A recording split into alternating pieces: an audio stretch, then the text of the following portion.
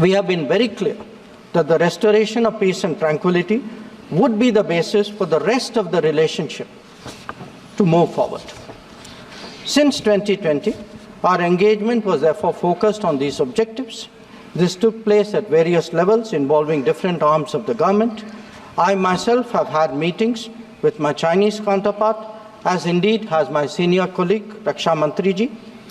Our NSA has also engaged his Chinese counterpart, both being special representatives on the boundary question. More detailed discussions were conducted by the Working Mechanism for Cooperation and Coordination, WMCC, at the diplomatic level. Its military counterpart was the Senior Highest Military Commanders Meeting, SHMC mechanism. The interactions were naturally very tightly coordinated with a combined presence in the negotiations of both diplomatic and military officials. Since June 2020, 17 meetings of the WMCC and 21 rounds of SHMC have taken place. So, in this background, I would like, sir, to inform the House today about the agreement reached on 21 October 2024 regarding Depsang and Demchok.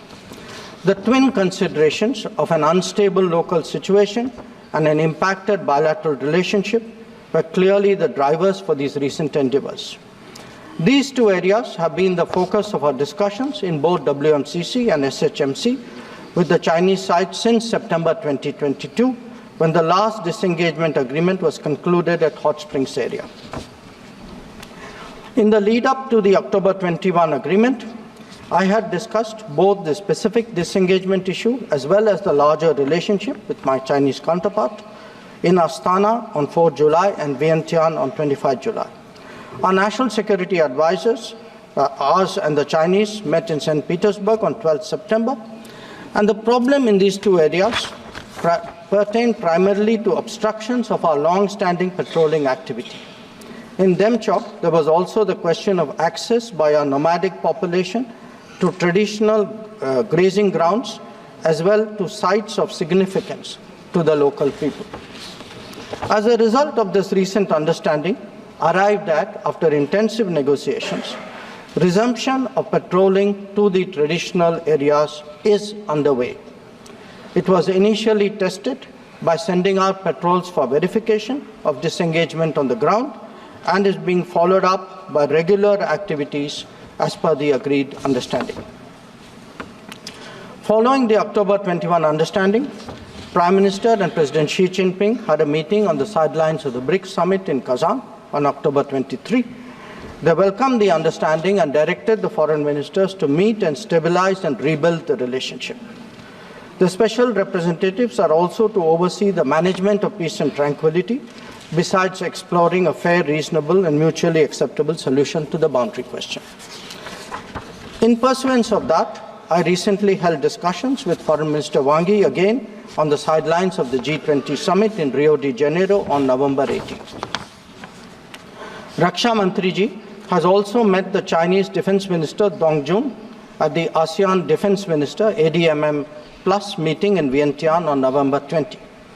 The two ministers discussed progress on the recent agreement on disengagement, the need to address de-escalation, and the requirement of strengthening confidence-building measures. They agreed on the importance of continuing meetings and consultations at various levels. Sir, the House will remember that on October 21, the House will remember that the October 21 agreement is the latest in the series of an understanding in regard to the resolution of the situation at various friction points in eastern Ladakh.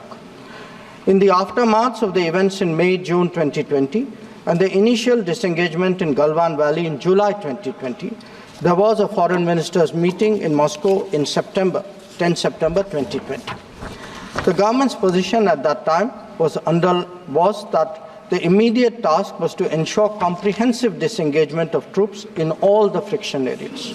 It was emphasized that the large concentration of troops along the LAC was not in accordance with the 1993 and 1996 agreements. The Indian side, it was made clear, would not countenance any attempts to change the status quo unilaterally. We also expected that all agreements and protocols pertaining to the management of the border areas would be scrupulously followed. Sir, through you, I would like to inform the House that disengagement has been achieved in full in eastern Ladakh through a step-by-step process culminating in Depsang and Demchok. With the task of disengagement completed, it is now our expectation that discussions would commence with regard to the remaining issues that we have placed on the agenda. For the benefit of honourable members, I would also flag to your attention previous positions articulated by the government in Parliament on this issue. On 15th of September 2020, Raksha Mantri ji had made a detailed statement on Chinese attempts to transgress the LAC and the appropriate response given by our armed forces. On the 11th of February 2021, Raksha Mantri had again briefed the House about our disengagement agreement in the north and south banks of the Pangong Lake. Thereafter, in August of 2021, a third phase of disengagement took place in the area of Gogra, whereby troops would henceforth be in their respective bases. The next step took place in September 2022 pertaining to the Hot Springs area. Again, forward deployments ceased in a phased, coordinated and verified manner, resulting in the return of troops to their respective areas. The most recent agreement, the October 21 agreement, comes in the wake of the earlier ones. It completes the first phase of what we had agreed to in Moscow in September 2020. As members are aware, there is a long history of frictions, transgressions and face-offs in several sectors of the India-China border. This goes back to Barahoti from 1954, to Longju in 1959, to Sumdurongchu from 1986-1995, and Depsang in 2013, amongst others. In the past, earlier governments have agreed to a range of steps to diffuse situations that have arisen at different times, including offers on our side to create demilitarized zones, limited non-patrolling zones, relocation or withdrawal of posts, disengagement of troops, and dismantlement of structures. Different locations have seen different solutions being examined. Where the October 21 understanding is concerned, our objective has been to ensure patrolling as in the past to the relevant patrolling points, as well as resumption of grazing by our civilians as per long